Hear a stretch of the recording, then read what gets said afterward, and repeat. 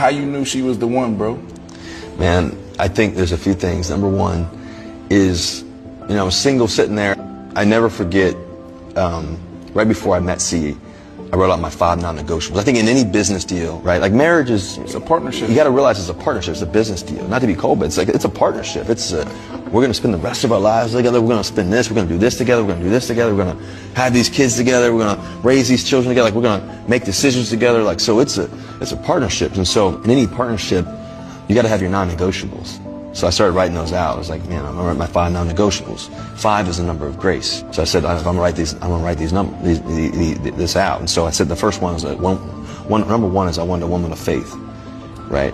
Somebody who was equally yoked and somebody who believed in Jesus and everything else the same way. Number 2 is I wanted a woman who was faithful, not just to me, but also faithful to everything that she's doing. You know, like to her friends, to her job, occupation. A woman who was faithful. Number 3 is I wanted a woman who was independent, had her own identity.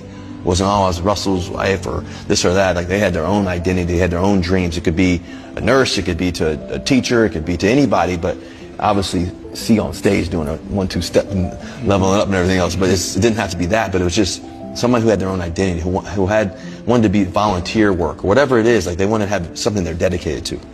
Number 4 was I wanted a woman that was going to love me the way my mom loved my dad on his deathbed. When he was at his lowest, my dad used to always say, son, your mom's going to be able to take care of you. And the 5th thing is I wanted a woman who would tilt the room. When she walks in the room, all the furniture would slide her way. And because of who she is and the woman she is. And so I prayed about that. I remember, you know, me and Judah, we went to church and I prayed about that, wrote it out. I wrote actually out on a napkin at dinner as we were sitting there eating a steak dinner. I wrote it out on a napkin and we prayed over it. 3 days later, I meet C. And when I walked in the room and I saw, you know, little future, he's 9 months at the time or whatever, and he crawls in my lap, and it was like, you know, this is going to be my responsibility. God, I remember leaving that night and God saying, God saying to me, raising this child, it's going to be your responsibility. And realizing that, pray to God, are you sure this is what you want me to do? Say, son, this is for you. The first night? Yeah, the first night. This is going to be your responsibility. And was that scary? Oh yeah, I mean, I think scary just in the sense of, not scary, but it was more so an opportunity.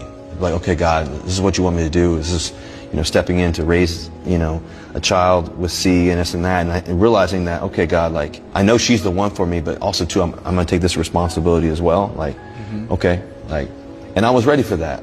I was ready for that. I was ready to, you know, I love children, as you know, I love kids and everything else, but it was like, man, to help raise a child and everything else, understanding that, okay, God, you're gonna give me this opportunity. What a gift.